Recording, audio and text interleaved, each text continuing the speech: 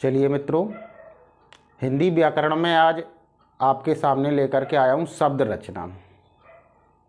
शब्द क्या है, कैसे इसकी रचना होती है, कितने तरह के शब्द हैं और जो कि सभी परीक्षाओं के लिए अति उपयोगी है। आयोग की कोई भी परीक्षा हो, चाहे फिर सीटेट हो, टेट हो, पैट हो, रीट हो, एस्टेट हो, कुछ भी हो, सभी परीक्षाओं के लिए अति आवश्यक है। कोई भी एग्ज़ाम यदि हिंदी आ रही है तो आपका शब्द रचना जरूर टॉपिक मिलेगा आपका, ठीक है। चलिए, तो सबसे पहले हम जानते हैं अक्षर क्या है।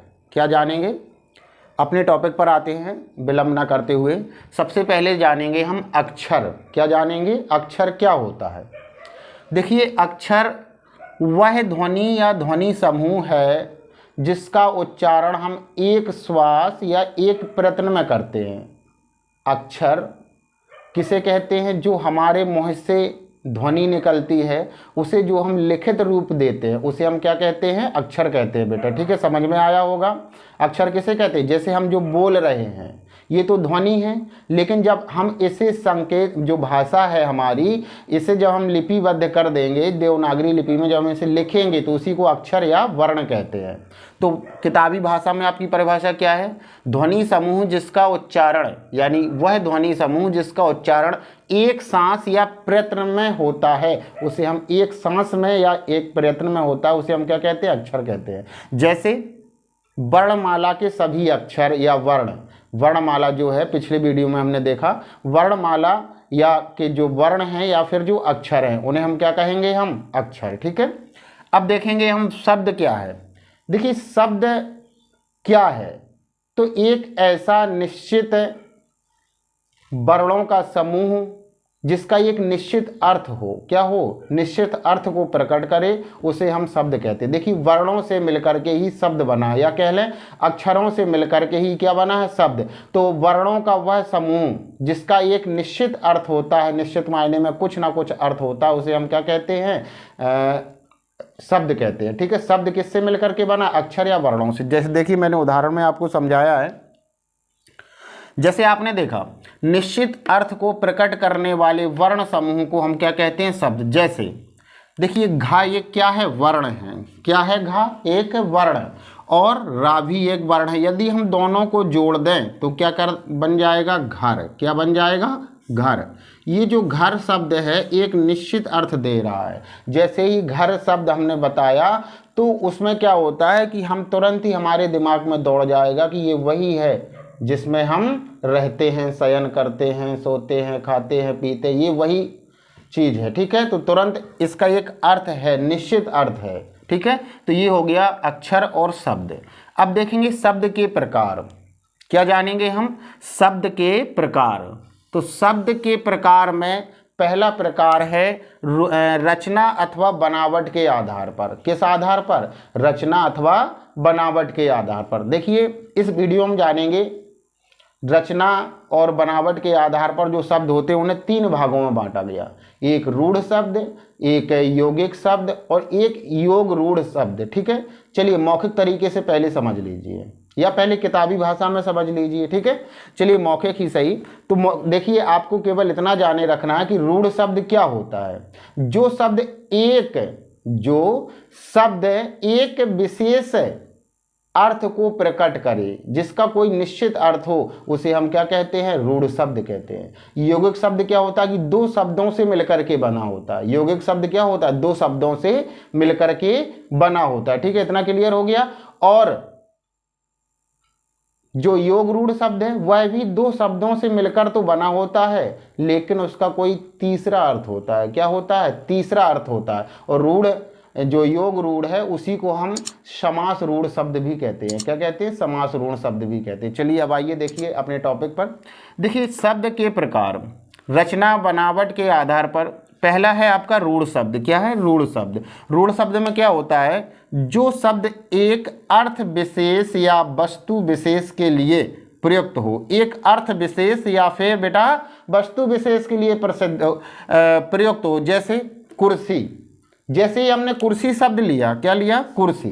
तो जैसे ही हमने बेटा कुर्सी शब्द लिया ना, तो तुरंत हमारे माइंड में तुरंत हमारे दिमाग में घूम जाएगा कि ये वही चीज़ है जिसके 4 पैर होते हैं, जिस पर बैठा जाता है, ये वही चीज़ है। एक निश्चित अर्थ है ना, है कि नहीं है। कुर्सी कहा तो कुर्सी, उसके अलावा जब हमारे दिमाग में कुछ नहीं आएगा, ना आपका मेज आएगा, ना कुछ भी शब्द नहीं आएगा, आपने कहा कुर्सी तो एक निश्चित अर्थ है कि ये वही चीज़ है जिस पर बैठा जाता है, 4 पाए होते हैं जिसके, ठीक है। जैसे हमने कह दिया घर, तो तुरंत दिमाग में आ जाएगा ये जो घर शब्द है वही है जिसमें हम रहते हैं। पानी बरसता तो जिससे हमारी सुरक्षा होती है, गर्मी धूप इनसे सबसे सुरक्षा होती है, ये वही चीज़ है, वही वस्तु है, ठीक है। तुरंत याद आएगा ना, एक निश्चित अर्थ है, इसके बाहर कुछ नहीं जाए। जैसे हमने कह दिया चटाई, क्या कह दिया गया उदाहरण में, चटाई, तो तुरंत आपके दिमाग में दौड़ेगा कि ये वही चीज़ है जिस पर हम क्या करते हैं, बैठते हैं, फर्श पर धरती पर बिछाकर क्या करते हैं, बैठते हैं, ये वही चीज़ है, इसका अर्थ दूसरा नहीं जाएगा। तो इस तरह से ये आपका रूढ़ शब्द हो गया। रूढ़ शब्द में क्या समझ में आया, जिन शब्दों का एक निश्चित अर्थ हो, क्या हो, एक विशेष वस्तु के लिए कह सकते हैं, या कोई वस्तु हो विशेष, ठीक है, के लिए प्रयुक्त होता है, एक निश्चित अर्थ के लिए, ठीक है। अच्छा, इसके बाद यौगिक शब्द क्या है, वे शब्द जो 2 या अधिक शब्दों के योग से बने हैं। देखिए ऐसे शब्द जो 2 या फिर 2 से अधिक शब्दों के योग से बने हैं, 2 शब्दों से या फिर 2 के अधिक शब्दों के योग से बने हैं। जैसे हिम प्लस आलय, क्या हो गया, हिमालय। देखिए हिम एक शब्द है, बर्फ है हिम, और हिम का मायने क्या होता है, बर्फ, और आलय का मतलब क्या होता है, घर। तो जो बर्फ का घर है उसे क्या कहेंगे हम, हिमालय। यानी कि हिमालय जो शब्द है 2 शब्दों से मिलकर के बना।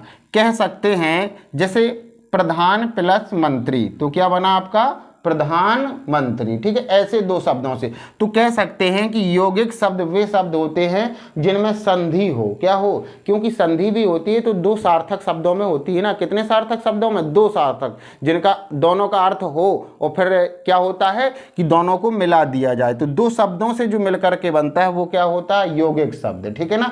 इसके बाद देखेंगे हम योग ऋण या समास ऋण शब्द। तो योग ऋण या समास ऋण शब्द क्या है, जो शब्द 2 शब्दों की मेल से तो बने हैं। देखिए 2 शब्दों के मेल से यौगिक शब्द भी बना है और योग ऋण शब्द भी बना है, लेकिन अंतर क्या है, इसमें शर्त क्या है कि 2 शब्द, जो शब्द 2 शब्दों के मेल से तो बने हों परंतु किसी अन्य अर्थ का विशेष का बोध करवाते हैं। कोई अन्य अर्थ या विशेष का क्या होता है बेटा, बोध होता है। जैसे दशानन, क्या लिखा मैंने, दशानन, तो इसमें क्या है, 10 एक शब्द है और आनन का मतलब मुख है, जिसकी 10 मुख है, किसके लिए संकेत करता है, ये रावण के लिए, समास है ना इसमें। इसी तरह से जैसे नीलकंठ, क्या है, नीलकंठ, नील माने नीला हो गया, कंठ माने गला, तो जिसका नीला गला है अर्थात क्या हो गया आपका, शिव के लिए, किसके लिए प्रयुक्त हुआ है, शिव के लिए। जैसे आपका लंबोदर, लंबोदर, देखिए लंब माने क्या होता है, लंबा या भारी, ठीक है। और इसके बाद में उदर, उदर माने क्या होता है, पेट, उदर माने क्या होता है, पेट। तो जिसका पेट बड़ा है या लंबा भी कह सकते हैं तो वो किसका है, गणेश का। जैसे इसी में गणेश में ले लीजिए गजानन, क्या है, गजानन, गज माने हाथी हो गया, आनन माने मुख हो गया, जिसका हाथी का मुख है तो कौन है ऐसा, ऐसा कौन है, गणेश भगवान, ठीक है। तो कोई तीसरा अर्थ निकले, ठीक है। बस इतना ही है आज के वीडियो में। एक नज़र डाल लीजिए अपने टॉपिक पर। देखिए सबसे पहले हमने जाना मोटे तौर पर कि शब्द अक्षर क्या है। तो जो ध्वनि हम मुँह से उच्चरित करते हैं उसको जब लिखित रूप देते हैं उसे हम क्या कहते हैं, अक्षर कहते हैं। इसके बाद शब्द क्या है, शब्द है बेटा जो होता है वो किससे मिलकर के बना है, अक्षरों से मिलकर के बना है। मतलब का मिला दिया, माँ मिला दिया और ला मिला दिया, का मा ले, 3 अक्षर मिल गए तो आपका क्या बन गया, कमल, एक सार्थक शब्द हो गया, ठीक है, जिसका कोई अर्थ हो। इसके बाद हमने पढ़ा शब्द या बनावट के आधार पर, शब्द जो है आपके बनावट के आधार पर कितने प्रकार के होते हैं, रचना या बनावट के आधार पर कितने प्रकार के होते हैं, 3 प्रकार के। कितने होते हैं, 3, रूढ़ शब्द, ठीक है, यौगिक शब्द और योग रूढ़ शब्द। कितने हो गए, 3, रूढ़, यौगिक और योग रूढ़, ठीक है। इस तरह से योग रूढ़ शब्द में क्या होता है, जिनका एक सार्थक अर्थ होता है, जैसे हमने कहा कुर्सी है, मेज है, ठीक है, ये मार्कर है, तो ये क्या है, तुरंत वही दौड़ जाएगा जिसको लिखा जाता है, मार्कर कह दे, ठीक है। कुर्सी वही दिमाग में तुरंत दौड़ेगा कि जिस पर बैठा जाता है, चार पाया होते हैं उसके, कहीं उठा के ले जा सकते हैं, ठीक है। इसके बाद यौगिक में क्या होता है, यौगिक शब्द वह होता है जो दो शब्दों से मिलकर के बना होता है बेटा। कितने शब्दों से, दो शब्दों से मिलकर के बना होता है। जैसे घा और रा, घर हो गया, एक निश्चित अर्थ है इसका, समझ में आया कि नहीं आया।